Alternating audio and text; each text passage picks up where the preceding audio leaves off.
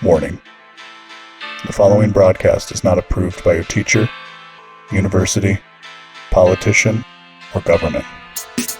Side effects may include skepticism, better reasoning skills, liberty, peace, and an escape from the woke. Welcome to the show.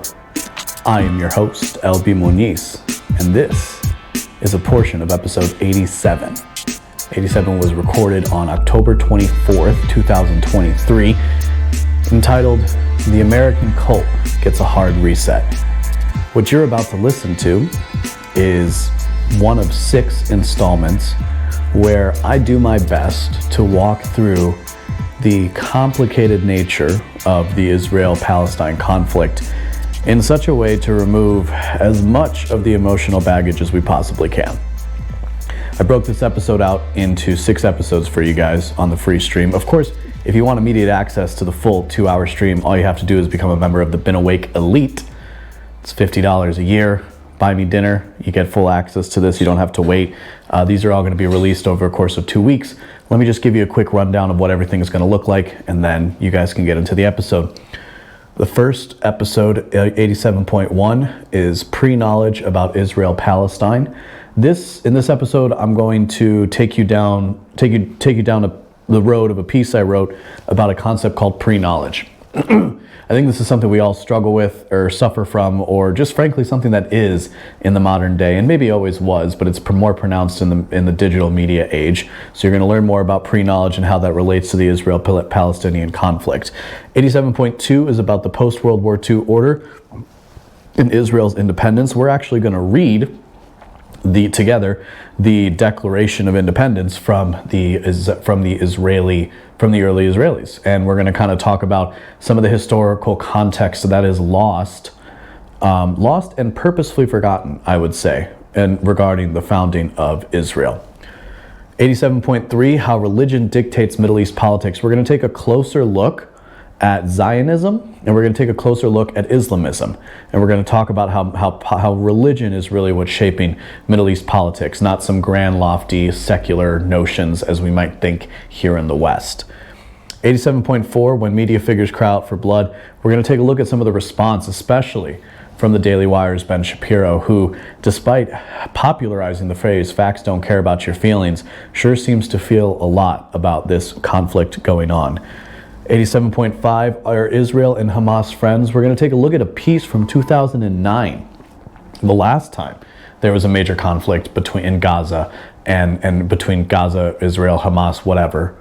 We're going to take a look back then, and we're going to show how, in many ways, Israel either allowed Hamas to become the terrorist organization it is today, or perhaps even encouraged it to become more militant and more violent.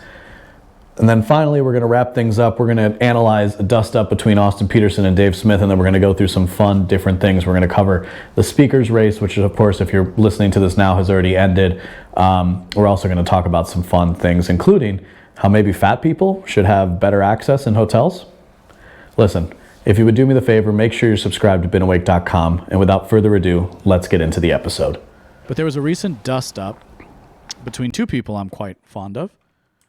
First being Austin Petersen, the second being Dave Smith. Now, Austin Petersen, if you don't know, he's got a radio show. Dave Smith is a popular podcast. Austin Petersen is both have been around this liberty movement thing for a long time. I've had the pleasure of meeting both guys. Not that either of them would remember. I did have dinner with Austin once, and he was actually the one who introduced me to the Juul back when I still vaped.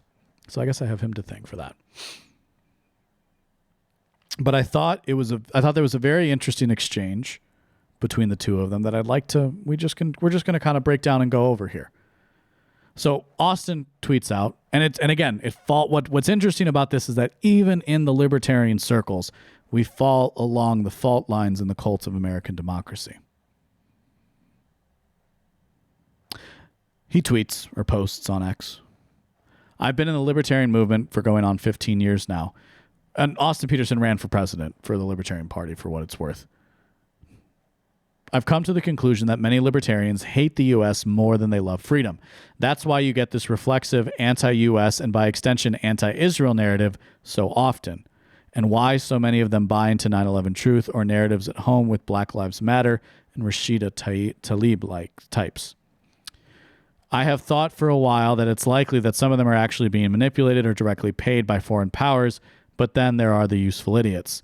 The few who are objective and can see the faults in every government are few and far between.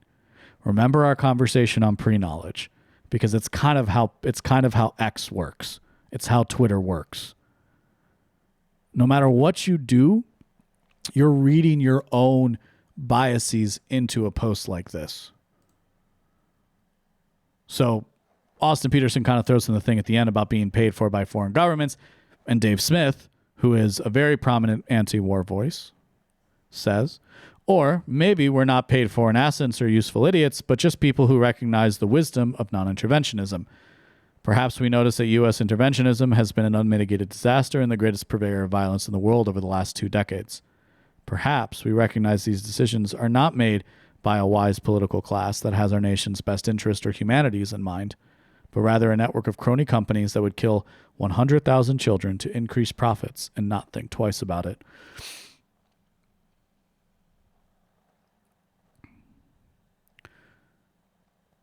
What Austin says to that is that you, being those libertarians, give themselves way too much credit, to be honest.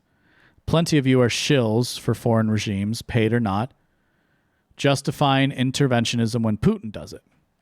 If you're not getting paid for it, then that's useful idiot territory for certain. And I'm not advocating for U.S. interventionism. I'm simply stating that the retardation of the U.S. libertarian movement on foreign policy has a lot to do with the outsourcing of policy views to 9/11 truthers and anarchists who claim there's some moral equivalency between the U.S. and Russia or China or Israel and Hamas.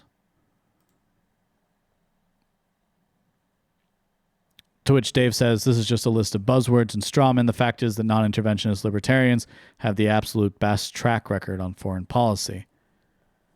And he says, speaking of straw men, when did I say non-intervention was the wrong idea? I'm agreeing with you there. You're ignoring my point on moral equivalencies and calling them buzzwords because you don't want to engage with my argument. It's intellectually lazy, like saying, I'm just anti-war, man. That's hippie shit. As you can see, I did like that tweet. Because despite the fact that I don't think that most of the wars, if not all the wars of the 21st century have been justified, per se, I also understand how quickly most people justify them. And I'm starting to see a problem with the anti-war position. It's the same with any ideologically held position, which is when people come looking to you for answers, they already know the side you're on. And when people are emotionally invested, rational arguments don't change their minds. And that can be very frustrating, right? And that's why I'm trying to do the show the way I am here. Just kind of hashing out the complicated nature of this with you.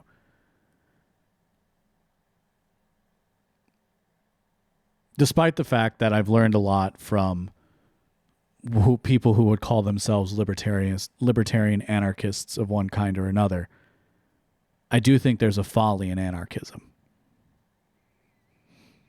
I think it's a democratic trap. I think it's just one more answer to the question of how best to rule under a democracy. And I know people would disagree, and maybe we can have an interesting conversation around that someday.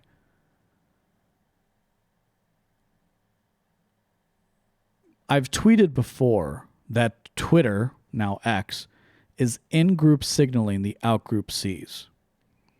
Now, I follow both of these creators well enough to know that both of them tend to have the same actual opinions on policy prescriptions.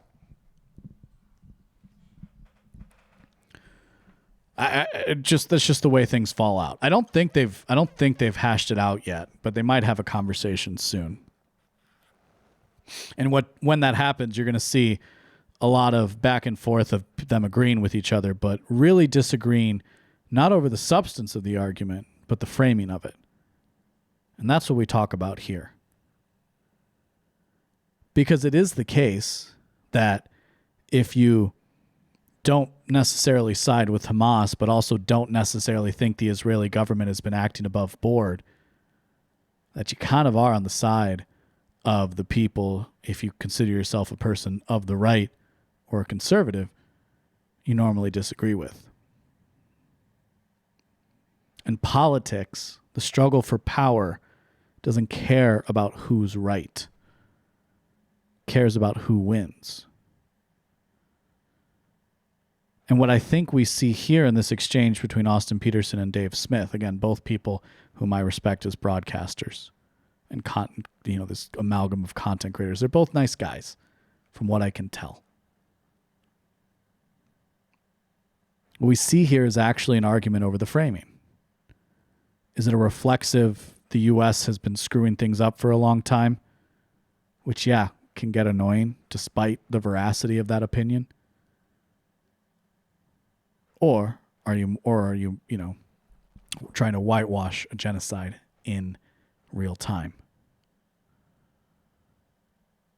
I'm not going to say the truth lies in the middle, but I think I've laid out pretty well for you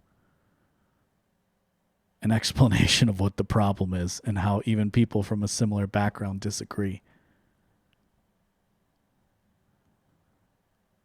So what should we do? Well, if it was up to me, if I could wield the might of the U.S. military and economy tomorrow, I would say 3 things. First, no more money. All payments, all direct government payments from the United States government to either the PLO, or the PLA, whatever, to Palestine and or Israel shall henceforward cease. I'll do the same thing for Ukraine, for the record, but no more money. Second, all international shipping will be assured. So whether things are coming in and out of Israel or other parts of the Middle East and the Mediterranean, that's what the Navy's there to do. Third, when the bullets run out, we'll talk. Come to the table. Putin's called for peace. I hate the fact that Austin Petersen is accusing people of working with us to say Putin's called for peace. But so did the Pope. See, a lot of people are calling for peace. In fact, most people are calling for peace because it's the right answer. Most people are calling for peace.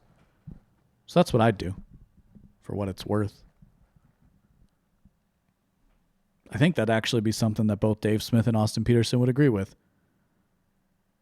So what is the difference between this? Well, some of it, like I said, is that anarchist angle.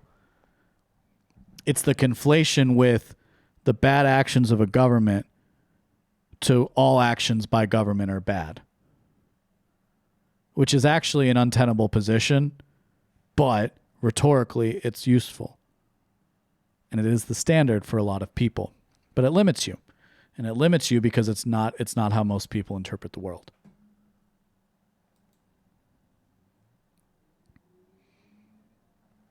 So which dead kid proves your point, America? Phew. Man, that was, at least by my watch, an hour and a half. So that's going to get cut up pretty crazy. All right. I'm going to switch gears here. I'm actually going to take a quick break if you're listening live to just grab a quick drink of water that I didn't bring into the room with me. So I will be right back.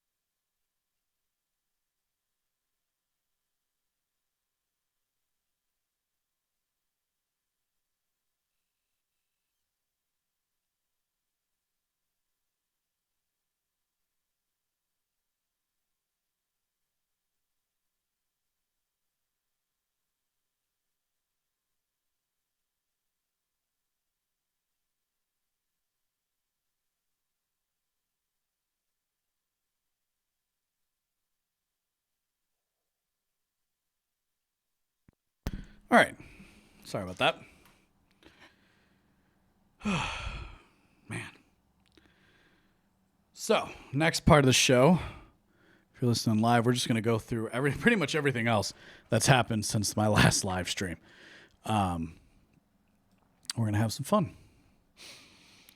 All right, let's see here. So, that was funny. So we're going to just kind of... So a lot of this is going to be kind of a potpourri react, and we're going to be tying some stuff together, and I'm going to do my best to keep the dumbest stuff for last. We got some goodies in here, by the way. We're going to try and keep the dumbest stuff for last. Why?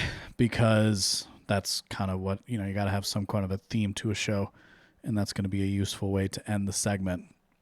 So we're not going to do this one, but we are going to do this one. So, as of right now, as of my recording this, the U.S. House is locked within the struggle for a new speaker because of this guy. Mr. Speaker, my friend from Oklahoma says that my colleagues and I who don't support Kevin McCarthy would plunge the House and the country into chaos. Chaos is Speaker McCarthy. Chaos is somebody who we cannot trust with their word. The one thing that the White House, House Democrats, and many of us on the conservative side of the Republican caucus would argue is that the thing we have in common, Kevin McCarthy said something to all of us at one point or another that he didn't really mean and never intended to live up to.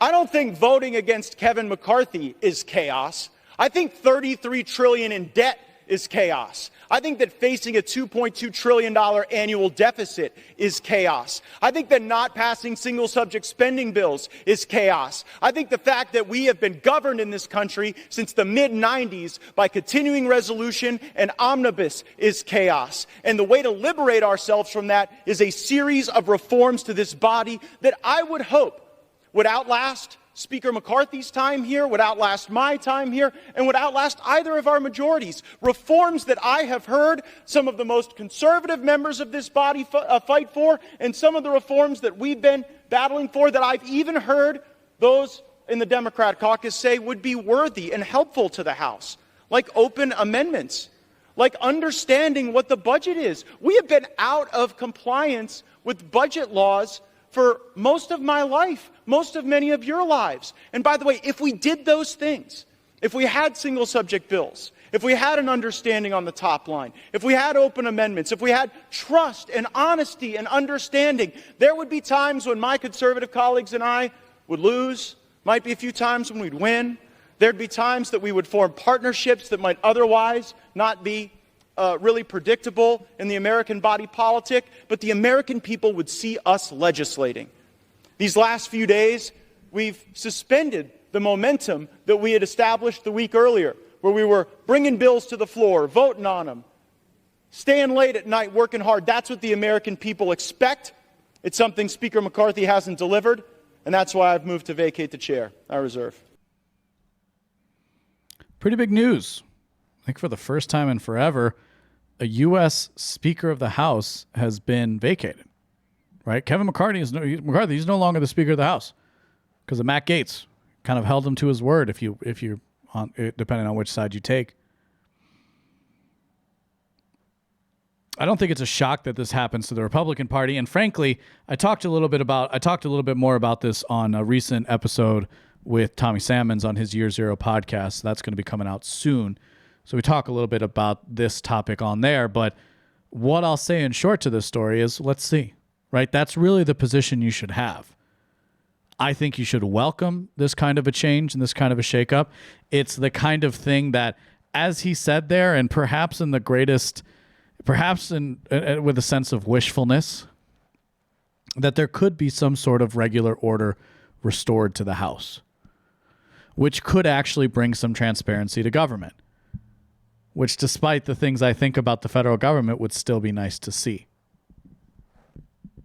You know that, right? If you've listened to the show long enough, you know that the government doesn't operate the way it said it does on the School of Rock. I'm just a bill. Yes, I'm only a bill. And it's not how it works. Especially not since the dawn of the terror wars. pretty much the entire 21st century. There's not been what was called regular order in the House. And what you're witnessing are the power factions fighting against each other between the more corporate and populist elements.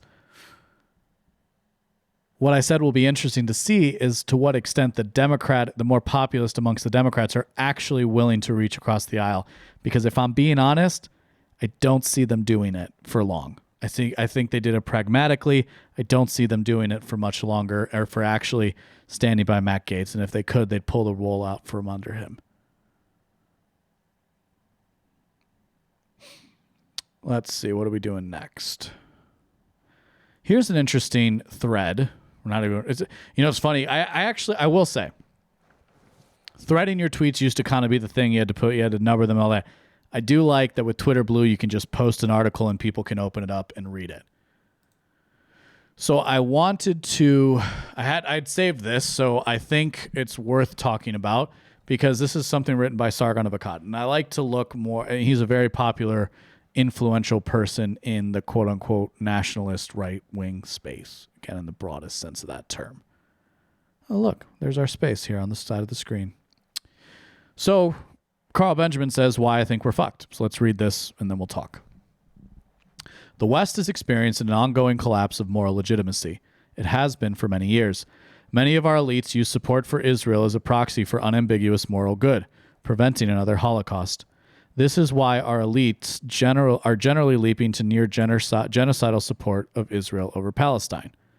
However, support for Israel is actually not that unambiguous due to the power that it exerts over Palestine, and this greatly complicates the moral equation. This would normally preclude full-throated support for any cause, but in the special case of Israel, our elites are completely captured and, in a sense, view themselves, at least project the attitude, of fighting the new Nazis and preventing another genocide. This full-throated support in favor of an unambiguous cause naturally creates a large constituency who recognizes the inherent unfairness in only one side being properly represented in political discussion, especially when it appears that the people this constituency views itself as defending is facing an impending bloodbath. I would guess that this is radicalizing the Islamic world and shows us to be, in their view, morally backwards and worthy of fighting. More worthy, in fact, of fighting one another. The main problem this presents to the current Western, American world order is that it is predicated on consent.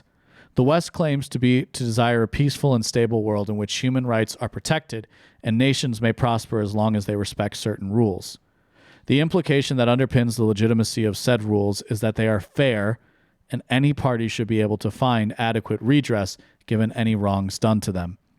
When it is demonstrated that the rule of human rights is actually a fiction that is used to keep the rest of the world quiet, then this system comes to an end.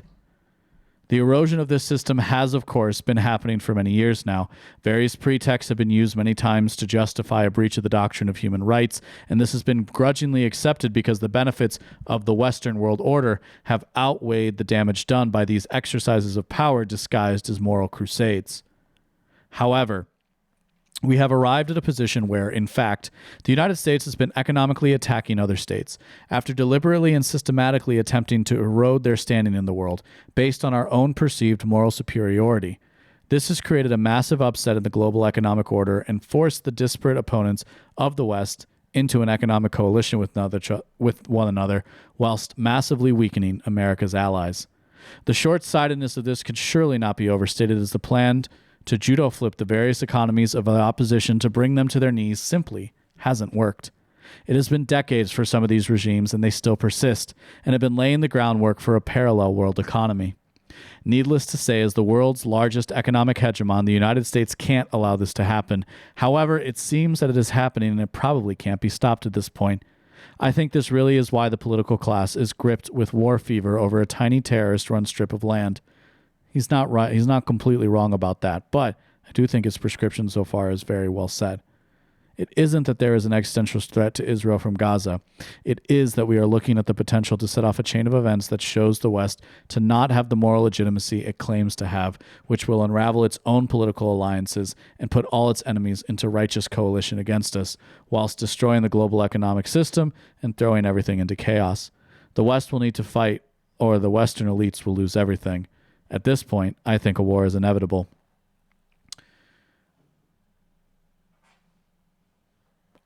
I think it's very interesting to think that because someone like a Sargon of Akkad, who now goes by his given name of Carl Benjamin, was not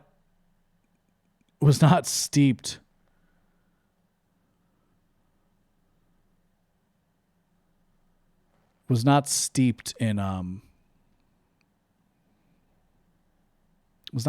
in political thought, right? And certainly not in the edges of it. Let's see. So I don't know. I guess I just wanted to read that. Dianne Feinstein died, if you didn't know. She had been in Congress for a while. A great example, a great reminder of why in 10 years you got to remember that sometimes you have to take a longer time scale. A lot of these people are going to die off in the next 10 years. So the question is, who's going to replace them? If you didn't know, Bernie Sanders got some Code Pink people arrested out in front of his house. And before he was standing up in front of the, in full support of the Israeli regime, Eric Adams did visit Ecuador to talk about the migrant crisis. And it is worth noting that the migrant crisis had gotten to such a fever pitch that the mayor of New York City decided he was going to do a publicity tour to talk about it and to go investigate what was happening, as if people didn't know what was going on.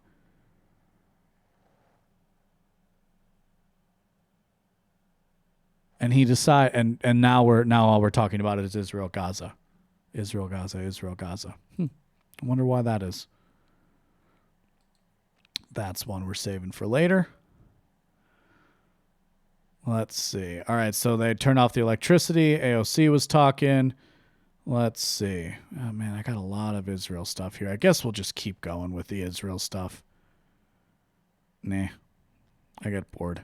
Not bored. It's just we've covered a lot of this. All right, Dianne Feinstein dying.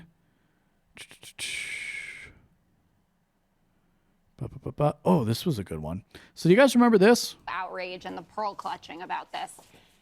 Little collection of things that Donald Trump and high-ranking Republicans call liberals on a daily basis. Anarchists, anti-American, deranged, communists, corrupt, compromised, groomers and perverts, thugs and traitors. Now, she was explicit that she was talking about a subsection of the Republican Party the same way that Joe Biden is when he talks about this MAGA extremism. But you tell me, if the leader of the Democratic Party, so that would be Joe Biden, was facing 4 indictments with 91 felony counts, he had been found liable of sexually assaulting a woman and defaming her, that's E. Jean Carroll, guilty of fraud, sharing the nation's secrets, not only in the Mar-a-Lago indictment, but there was a report yesterday from ABC News. It is funny to me when I watch these things. It's like, nuclear submarine 3 subs. And people get them on. Okay, so this was, I thought they played the Hillary Clinton clip in this. So Hillary Clinton did come out and say that she wanted that like Trump supporters would need reprogramming, which is pretty funny. Let's see here. We're going to save. Oh, I wanted to cover this really quick. So if you guys like SBF, that whole like big thing, crypto exchange thing is going on right now. And that's pretty crazy. I think we're just going to kind of scroll up. We're going to do the fun videos and we're going to wrap because I am starting to lose a little bit of steam. Oh, where are the good ones? Oh, but before we do that, we got to do this one. Y'all remember this, right? If you didn't see... Speech received at least a dozen standing ovations. Let's listen. Zelensky's speech received at least a dozen standing ovations. There was also one for this man, a 98-year-old Ukrainian Canadian who fought for Ukrainian independence against the Russians during the Second World War. You caught that, right? I know the story's old, but this is how you do things. Let's listen to that again. Ovations. Zelensky There was also speaking, but one then for there's this guy. man, a 98-year-old Ukrainian 98 Canadian who fought for Ukrainian independence against the Russians Against the Russians? Well, hang on. during the Second World War. That was broadcast on Canadian TV. Don't forget that the Canadians have their own state media.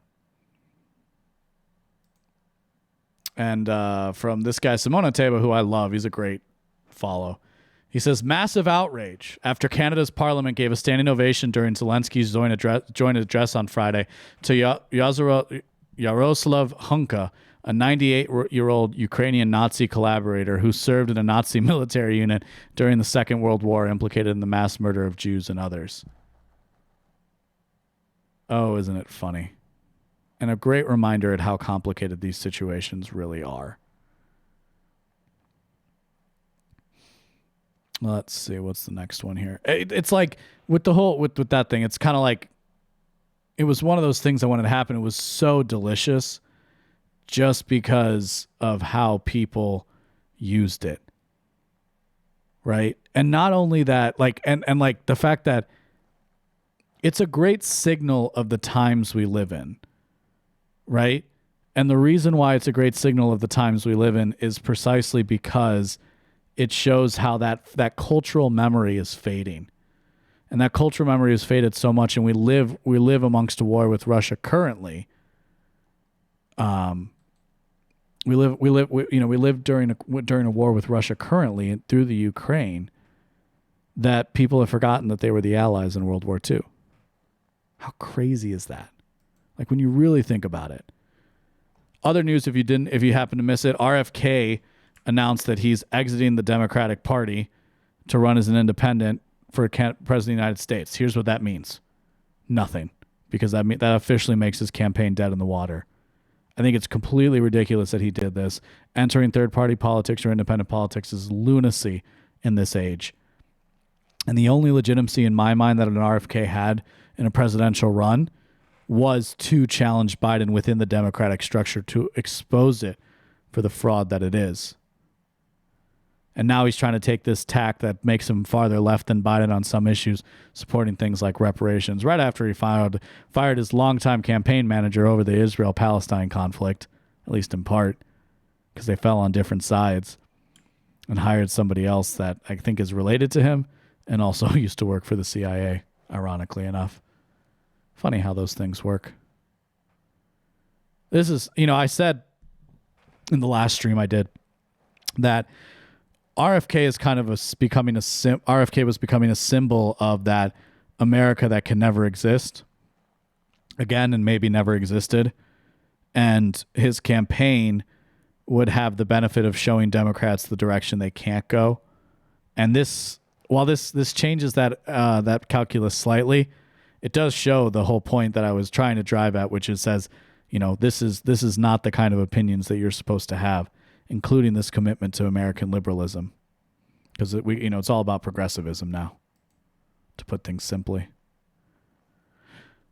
This I thought was a very interesting tweet that was sent out, and this is connected to the Israel-Palestine. Is apparently there's a representative that served in the IDF and now serves in the U.S. Congress, and I don't think you should be able to do that. I think Congress should be for Americans, and like only Americans, but that's just my opinion. This was a fun one. So this guy, I think, is running for in terms of your conservative he's running for prime minister in Canada. It's a great little example of a great way to deal with the media. And you have to remember that the Canadian media is like state TV.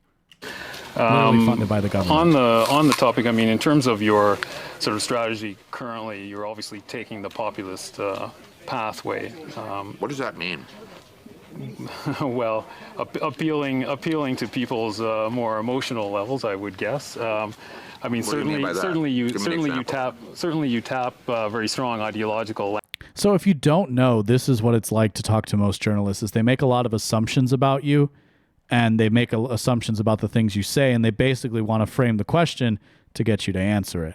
Language quite frequently. Like what? And what he's doing very well in this interview is by parrying and not actually answering any of the questions. And you'll see where he gets him to. Left wing, this and that, right wing, I mean, it's that type of ideological thing. I never really talk about left or right. Anyways, I don't really believe in that. Okay. A lot of people would say that you're simply taking a page out of the Donald Trump book. Like which people would say that? Well, I'm sure. And the reason why he doesn't want to say who, it's because it's him. And if you say, who, but you're the one who. And rhetorically speaking, if you say, "Oh, well, this is me saying it," then it doesn't sound as good for the paper, and so you have to say that a lot of other people are saying it. And what you have to understand about this game is that it's not only has this been played in American politics as well, but that most of your favorite Republican candidates and politicians have played this game and jumped at it, right?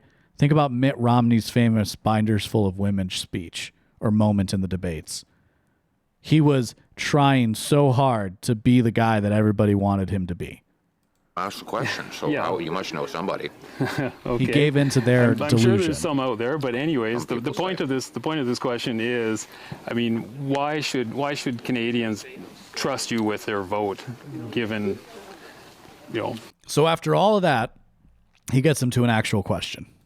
Not just the sort of ideological inclination in terms of taking the page out of Donald Trump's book, but what are you also talking about? What page? What page? Can you give me a page? Give me the page.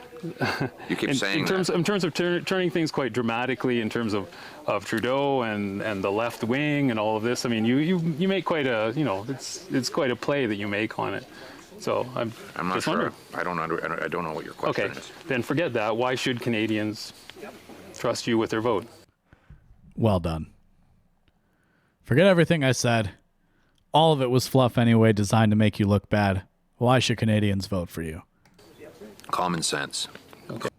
And he goes on and on. He's just sitting there eating the apple. It's a great, if you study that, you start to understand how you can actually fight the left, as it were. Let's see. A couple more stories, and then we're just going to watch some crazy TikToks. U.S. bond, blah, blah, blah. There's a lot in this. Oh, this was something I wanted to talk about. This is one of those weird cultural things that goes on right now. So this is, let's see, this source on this is a So Archive Papers. So this is out of Stony Brook University in the USA. Partner, let's zoom in so you can actually see this. So what they're claiming, Partner has surpassed boyfriend and girlfriend in prevalence within U.S. active user Twitter profile biographies, decomposition of a temporal identity trend. So to summarize this, in the past decade, Partner has overtaken the terms boyfriend and girlfriend on Twitter for one's significant other. And if you look here, they've got a little chart that you can see. And you can see these things in about 2013 started to diverge. This is another one of those signs that you should take of the times, right?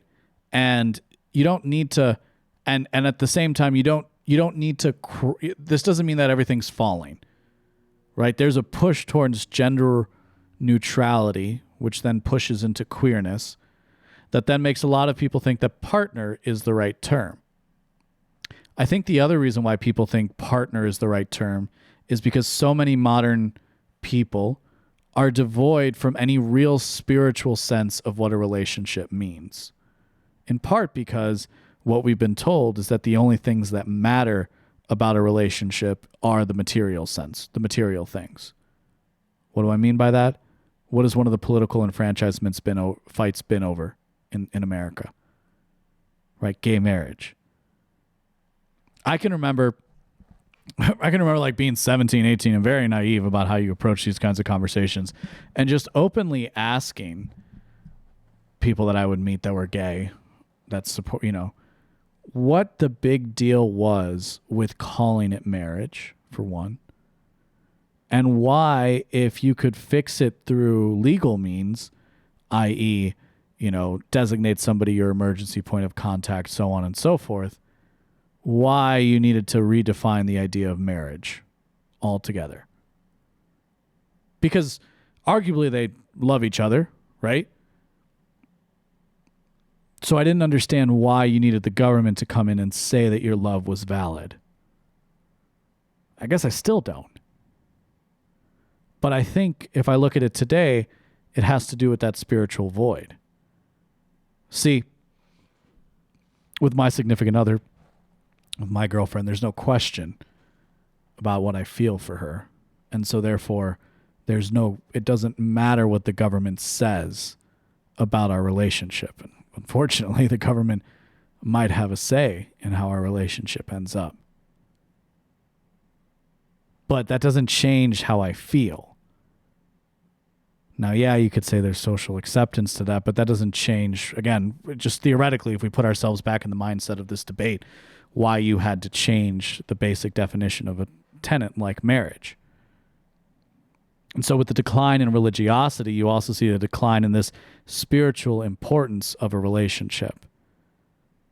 And I think with the prevalence of divorce, a lot of people look at the person across from them and say, well, I guess you'll do for now. And so, in fact, it is a partner that you're seeking and not a boyfriend, not a girlfriend, not somebody who will eventually be a husband and wife. So the antidote to this and the answer to this is to reaffirm that spiritual center. Dare I say, the holiness of a sacred union between a man and woman, as the case may be. And by in so doing, you can reassert the order. There's also an element where it's just like this is also just how language works, right? There are trends. So, and this is also a very partner. This is actually, and it's just as a final point before we move on to another story. It's also a very limiting thing from a setup standpoint. Right? Like this is what they're talking about. They're focusing on partner, boyfriend, and girlfriend. They're not focusing on husband and wife, and there would be overlap between partners who are actually husband and wife and partners that are boyfriend and girlfriend. All that exists within a story like that. But don't get too upset. Because, things can still get better.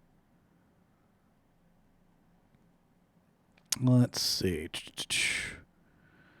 I think this was a fun one. So this is actually out of my hometown. Not my hometown, but, where I live in Chicago. Here's a fun video to watch. If you're not watching the video, I'll describe it. But apparently this happened in Chicago, and what you see is an older black man wearing a mask and an older white couple that are just kind of standing in front of what looks like maybe a hotel.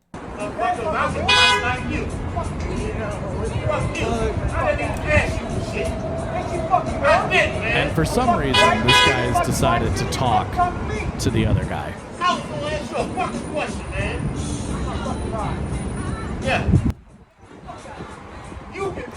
And they're talking, they're saying, you get the fuck out of here. The wife is trying to get in the middle, and the husband pushes away and then goes for a kick. Hey! Break it up! Break it up! Somebody says to break it up, and it kind of breaks it up.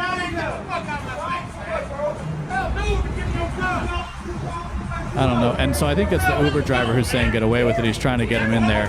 And then for some reason, this guy just decides to go after the other guy. He goes on and he resoundingly gives the guy up. Now, I don't know. Maybe he said something about the guy's wife. That wouldn't surprise me. You don't really, as with so many of these videos, you never see what leads up to it, and so you can't really say anything. Oh, and good news, the vaccination cards are being phased out, and I also saw something that that was saying that in good spirits that only 3% of Americans have actually gotten boosted this year, which is fantastic. Man, there are so many dang articles that I save. It's crazy how much stuff actually happens when you just go between 2 weeks. of a show. All right, I got some fun little videos here that we're going to wipe this thing out with. We're just going to kind of react, just some libs of TikTok stuff to cleanse I've changed the labels. palate. When I saw this headline on Twitter, I was immediately like, that is the most trans thing I have ever read. So the headline is that Demi Lovato partially uses her pronouns again because it felt exhausted to have to explain they, them to people. Do you know how many times I've changed a label, stopped using a label, or just don't use a label around certain people or groups because I don't feel like being harassed or having to explain myself? I stopped saying I have he, him pronouns to cis strangers because the look of confusion and processing in their eyes was a little too much for me to bear consistently. Introducing myself as non-binary instead of trans mask if I'm wearing a dress or makeup because I don't feel like explaining that. But also telling cis family members to use he, him pronouns for me because I know they don't understand non-binary identities. Calling myself trans mask when I want to connect with other trans mask people about hormones and identities. Congratulations, you've discovered what an in-group is, and you're given proof that what this queerness is really just a subculture. But then only going That, by in my non-binary opinion, in other deserves spaces to be in the margins. because there's so many queer people that hate trans men and trans masks but are okay with non-binary people. Saying that I'm in a sapphic relationship with my girlfriend when both of us don't like using that label and I don't even consider know our what that relationship to means. be lesbian. Oh. And the thing is, I'm not even doing this around cishet people. I'm doing this around other queer people. Because in all things, the ideology must be attained. This one's fun Revolutionize the too. travel industry and make it a more accessible, accepting, accommodating place for all. The needs of plus-size travelers matter just as much as anybody else. Plus size travelers, ladies and gentlemen. And today I'm going to cover what we are looking for in accessible, size-inclusive hotel amenities. Size-inclusive hotel amenities are crucial for ensuring that plus-size travelers feel welcomed, accommodated, and comfortable during their stay. We deserve an environment that respects our needs and body diversity. These are the exact steps that hotels can take to be more size-inclusive and accessible for travelers of all sizes. Number 1 on the list, provide sturdy, wider chairs without armrests. In guest rooms, lobbies, and common areas. Oh God, I feel so bad. I do feel bad. There's a part of me because I'm not really a great comedian, but I like to point these things, but I like to talk about these things because they're culturally relevant. And despite the fact that most people think that this is kind of crazy, it's not crazy under the ideology of queerness. And that's why there are so many people that look at it. Because remember, part of this is that you always side with the oppressed over the oppressor. And so despite the fact that your problem is literally being obese, having too much food, you consider yourself an oppressed class. And as long as you can put yourself within that narrative, you can actually construct a coherent argument around it. And the only thing that stands between you and getting what you want is acceptance. To accommodate different body sizes and types. Number 2 on the list, ensure beds with strong support and a higher weight capacity, along with providing reinforced chairs and wider bathroom facilities. Number 3, make elevators and hallways spacious to allow for easy movement of larger individuals and those utilizing mobility. Okay, so put chairs that don't have arms so that you can fold out over it. Make sure the beds can support people's heavy weight. I want to think a lot of places do that there. And then you have to expand the elevators and hallways. The only places that don't have expansive, and I'm actually an expert at this. I stay in a lot of hotels. The only hotels that don't have wide hallways are old buildings because people weren't as fat. Devices. That's Number it. 4, install grab bars in showers and near toilets. Those ones offer exist. adjustable handheld shower heads. Most of those places have like grab bars inside the shower. It's actually very annoying.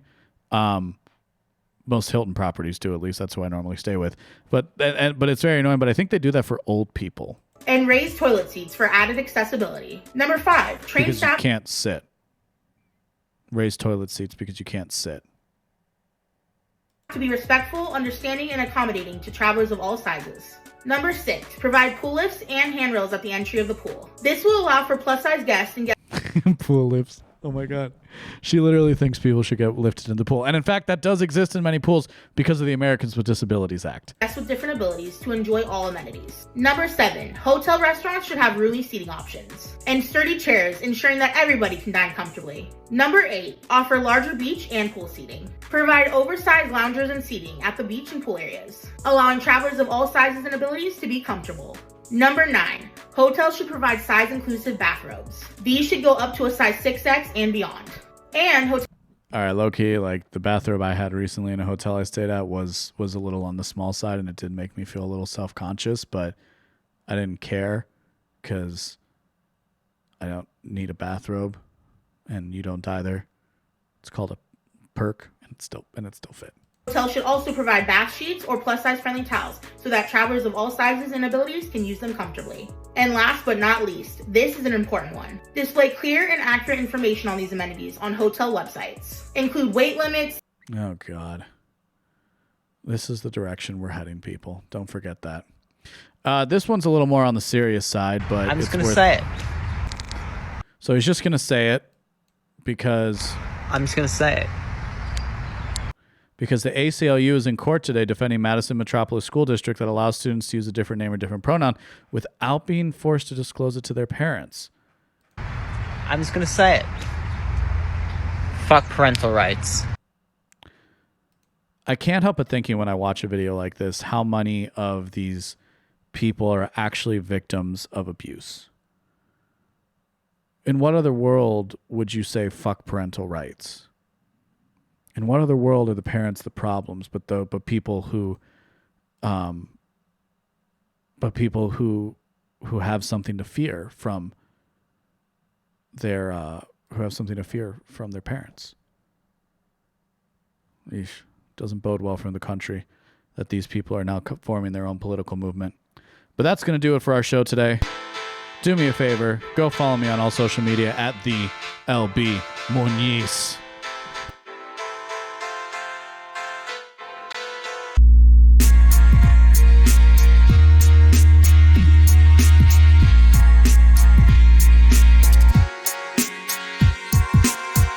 If you like what you heard today, go to BeenAwake.com to subscribe for future updates. My name is LB Muniz, and I am not one with the woke.